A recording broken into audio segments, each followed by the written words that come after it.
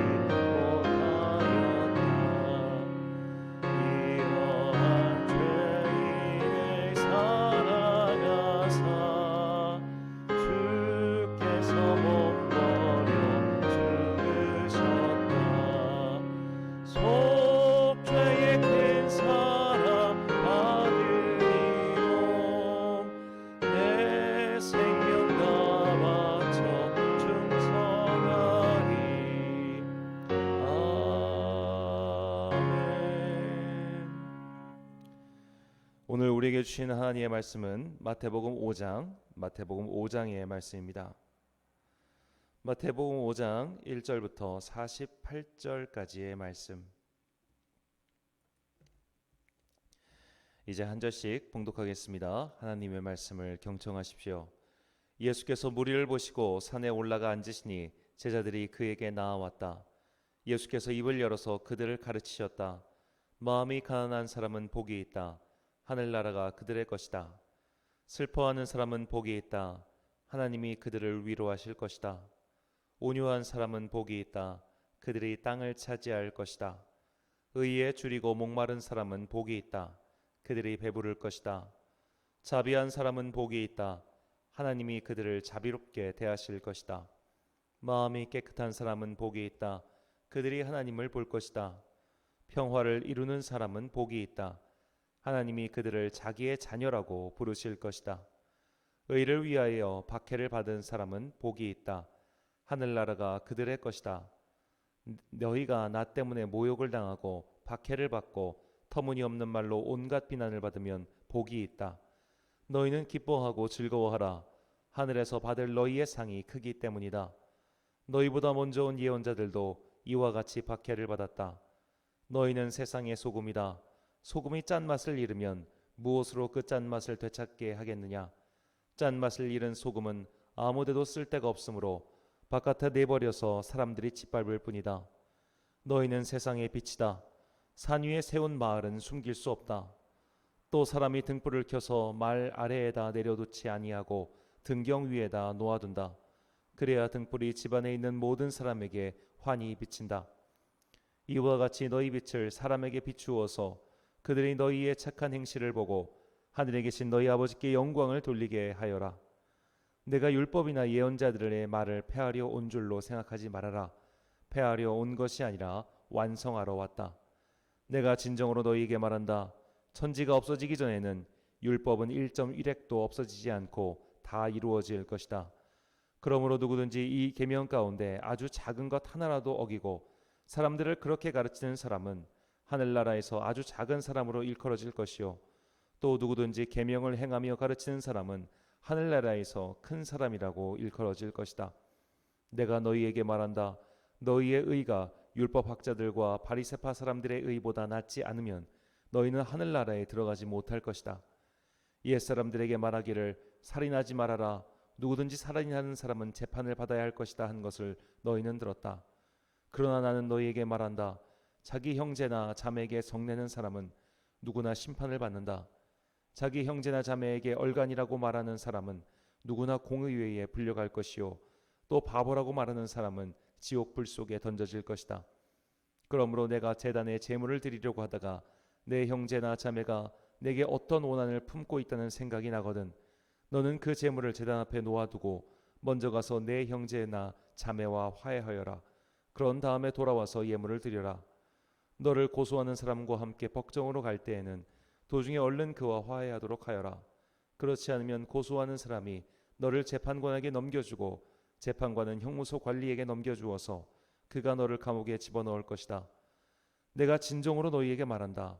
너희가 마지막 한 푼까지 다 갚기 전에는 거기에서 나오지 못할 것이다. 간음하지 말아라 하고 말한 것을 너희는 들었다. 그러나 나는 너희에게 말한다. 여자를 보고 음욕을 품은 사람은 이미 마음으로 그 여자를 범하였다. 내 오른눈이 너로 하여금 죄를 짓게 하거든 뺏어내버려라. 신체의 한 부분을 잃는 것이 온몸이 지옥에 던져지는 것보다 더 낫다. 또 내 오른손이 너로 하여금 죄를 짓게 하거든 찍어서 내버려라.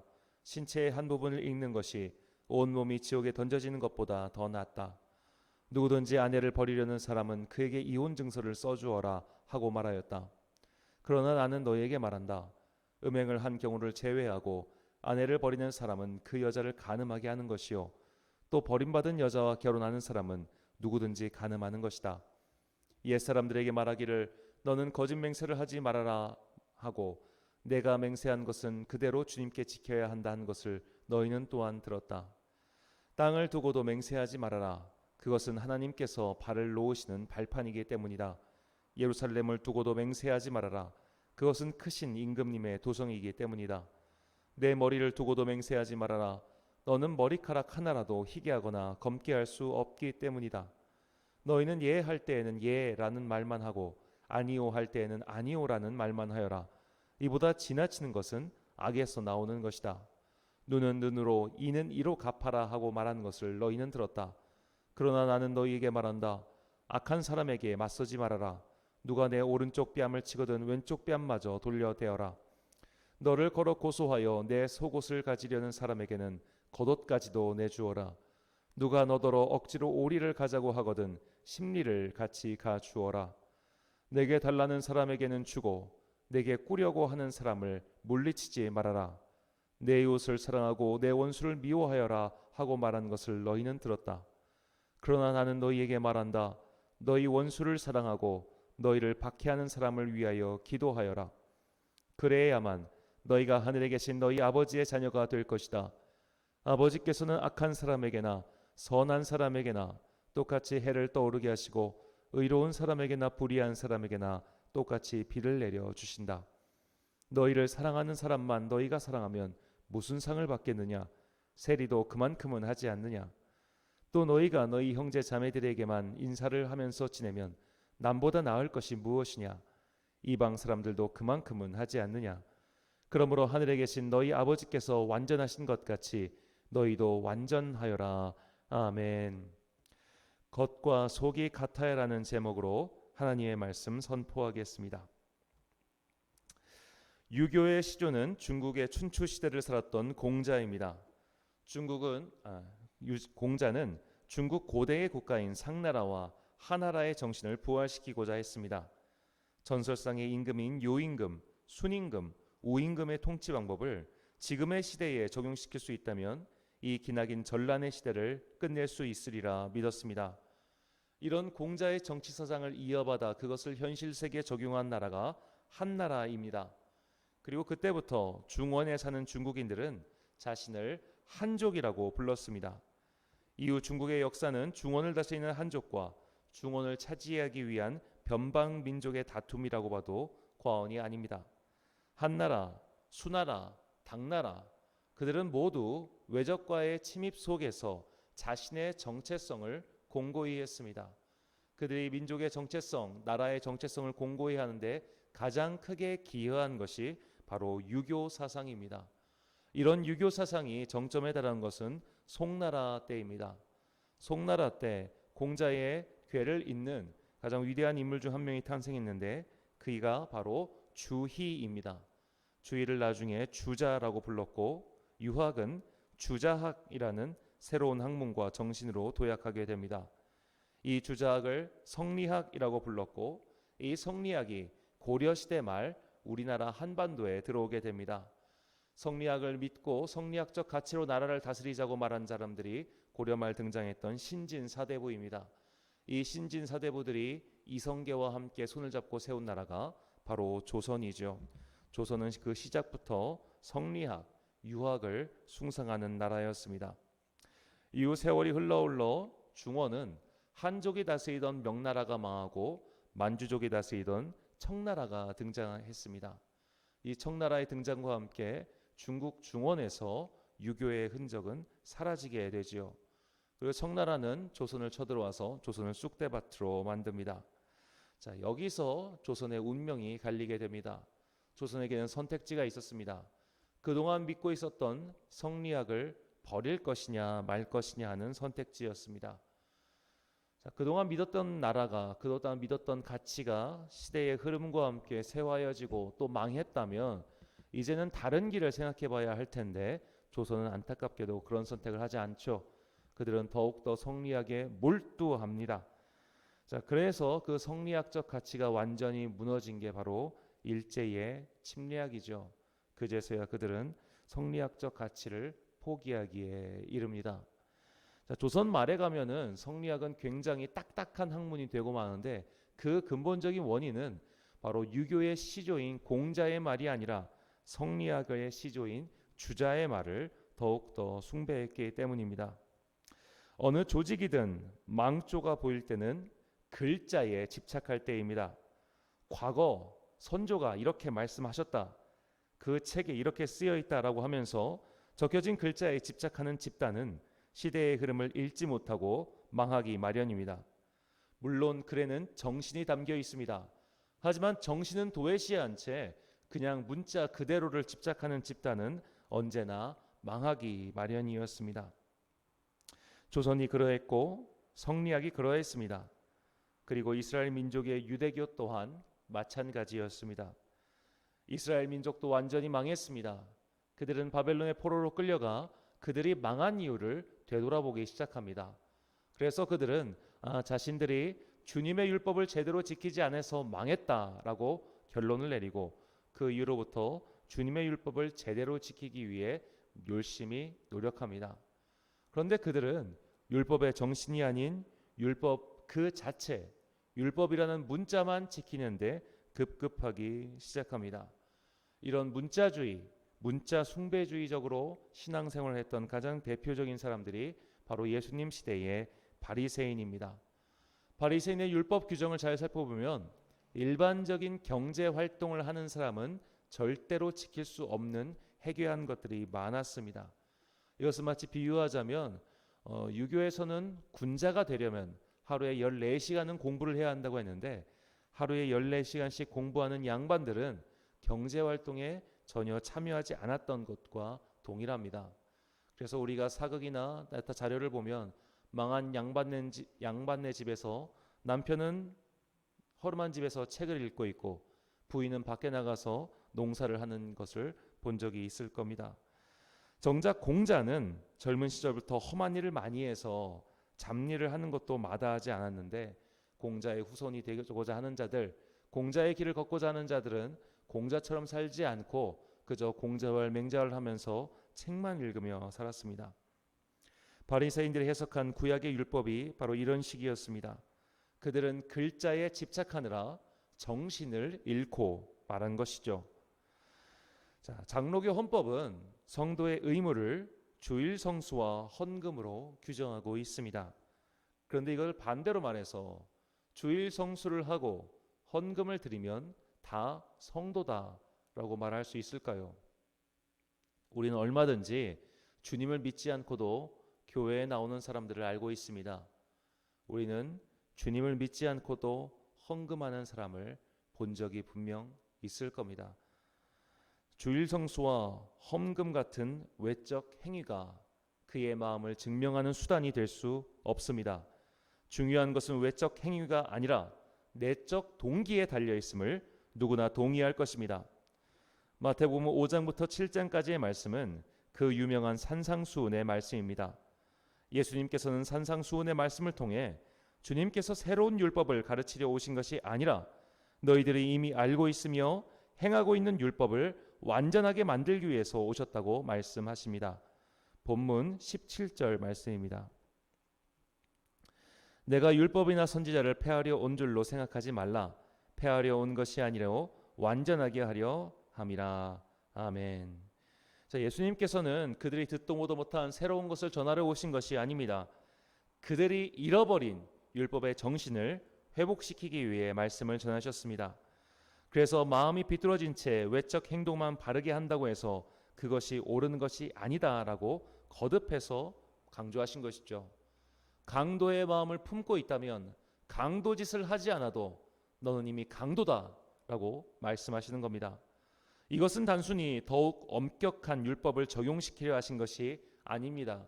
그러니까 아예 행위와 마음을 다 그냥 상그리채 바꿔가지고 더욱더 엄격하고 보수적인 신앙인을 만들려고 한 것이 아니라 율법의 참정신을 회복시켜야 한다는 것을 말씀하신 것이죠. 율법의 참정신이란 바로 하나님 사랑과 이웃 사랑입니다. 사랑의 마음이 있으면 행위는 따라오기 마련입니다. 그래서 외적으로 볼 때 완벽한 사랑의 행위가 있어도 그 내면에 사랑이 없다면 그것은 외식 행위에 불과하다고 말씀하신 것이죠. 종교 조직이 망조를 보일 때 증상은 딱 한 가지입니다. 엄격한 행위의 적용입니다. 엄격한 행위를 정욕시켜서 그 눈으로 사람을 자르기 시작하면 모든 것이 허점투성이고 지적할 것 투성입니다. 그렇게 되면 서로가 서로를 칼 같은 눈으로 쳐다보게 됩니다. 하나님을 위해 신앙생활하는 것이 아니라 다른 사람의 평가를 의식하면서 사람을 위한 종교 행위에 몰두하게 됩니다. 이것이 한 종교가, 종파가, 교회가, 교단이 그리고 한 사람의 신앙이 망조가 들렸을 때 나오는 행위죠. 불가의 말입니다만 이런 말이 있습니다. 살불살조란 말이요. 부처를 만나면 부처를 죽이고 조상을 만나면 조상을 죽여라 라는 말입니다. 좀 더 순화해서 말한다면 너를 사로잡고 있는 문자의 편견, 문화의 편견, 종교의 아집 같은 것들을 모두 걷어치워 버리라는 말입니다. 중요한 것은 예식의 순서가 아닙니다. 중요한 것은 재물을 어떻게 잡느냐 하는 그런 순서가 아닙니다. 중요한 것은 성도의 마음 안에 있는 중심, 그 마음입니다. 이스라엘 민족이 금과 옥조로 이겼던 쉐마의 말씀이 다음과 같습니다. 신명기 6장 4절에서 5절까지의 말씀. 이스라엘아 들으라. 우리 하나님 여호와는 오직 유일한 여호와이시니 너는 마음을 다하고 뜻을 다하고 힘을 다하여 내 하나님 여호와를 사랑하라. 아멘. 사랑하는 마음이 있으면 형식은 따라오기 마련입니다. 형식을 갖추고 나니 사랑의 마음이 저절로 생기는 것은 아닙니다. 교회 생활과 하나님 사랑은 사실 아무 관련이 없습니다. 우리는 어쩌면 바리새인과 사두개인 그리고 완전히 굳어버린 유대의 종교인들처럼 교회 생활, 종교 생활에만 집착하다가 정작 중요한 하나님 사랑은 잊어버린 것은 아닐까요? 사랑하는 천안광성교회 성도 여러분, 그리고 이 새벽을 함께 깨우고 계신 귀한 주님의 자녀 여러분, 신앙생활의 연수가 길어지면 길어질수록 어느샌가 마음은 사라지고 형식만 남을 때가 너무나 많습니다.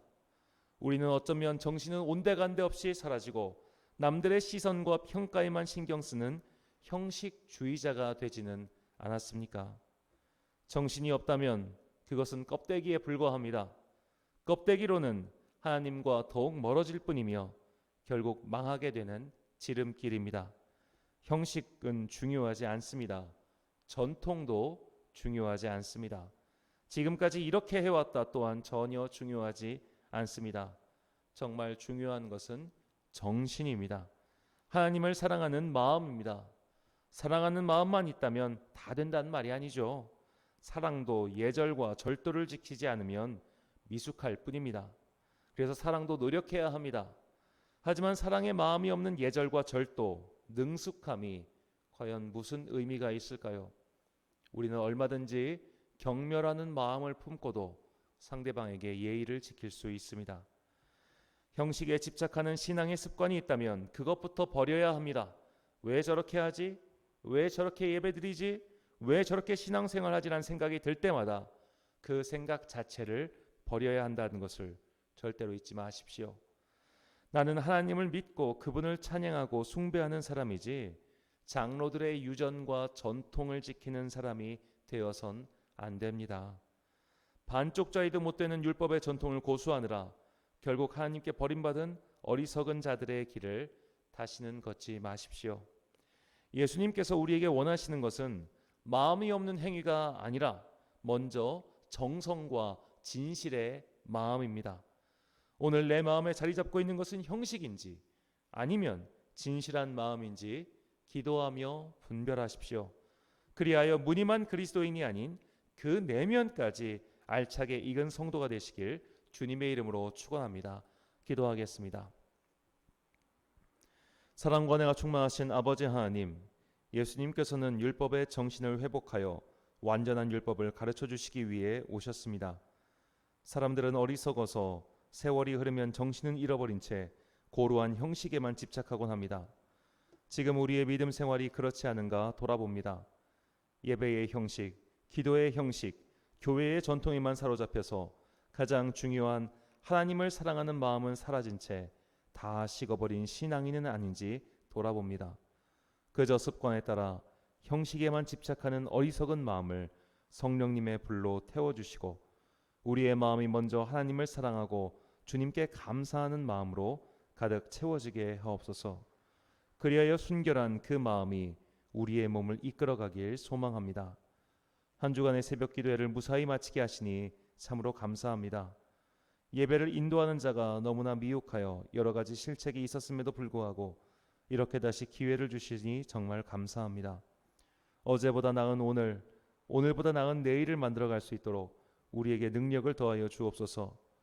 한 주간의 과업을 마무리하는 금요일입니다. 각자 일터에서 분주하게 움직이는 그들에게 힘과 능력을 주시어 한 주의 끝을 충실하게 낼 수 있도록 은총을 베풀어 주옵소서. 성도들의 건강을 위해서 기도합니다. 건강은 신앙생활의 도구 중 하나에 불과하오니 건강에 집착하는 마음이 있다면 그 삿된 마음 또한 성령님의 불로 태워 주옵소서. 주님께서 주신 건강이란 도구를 잘 간직하여 주님을 위하여 사용할 수 있게 하옵소서. 그 도구가 세월과 함께 마모되어 사용하기 어려운 성도들이 있사오니 주님께서 그 믿음의 도구들을 고쳐주사 다시 성도들이 주님을 위하여 기도하며 예배드릴 수 있도록 은총을 베풀어 주시길 간절히 소망합니다. 살아도 주를 위해 죽어도 주를 위해 죽을 수 있는 그런 용기 있고 진실한 주의 백성들로 우리를 세워주시길 간절히 소망합니다. 이제 이틀 후 거룩한 주일을 맞이할 때 한 주간의 세상 풍파의 녹슨 영혼이 아니라 주님 앞에 다시 정갈이 영혼을 갈무리한 성도로 나아가길 소망하오며 예수님의 이름으로 기도드립니다. 아멘. 주기도문 하심으로 새벽 기도회를 마치겠습니다. 하늘에 계신 우리 아버지, 아버지의 이름을 거룩하게 하시며 아버지의 나라가 오게 하시며 아버지의 뜻이 하늘에서와 같이 땅에서도 이루어지게 하소서. 오늘 우리에게 일용할 양식을 주시고 우리가 우리에게 잘못한 사람을 용서하여 준 것 같이 우리 죄를 용서하여 주시고 우리를 시험에 빠지지 않게 하시고 악에서 구하소서. 나라와 권능과 영광이 영원히 아버지의 것입니다. 아멘.